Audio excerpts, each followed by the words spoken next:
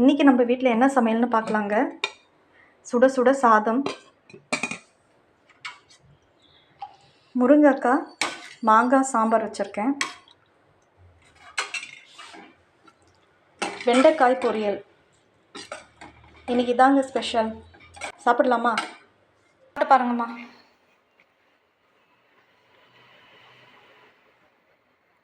சுட சுட இருக்கு.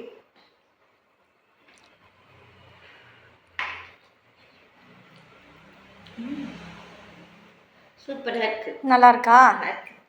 பொரியல் சுடுது.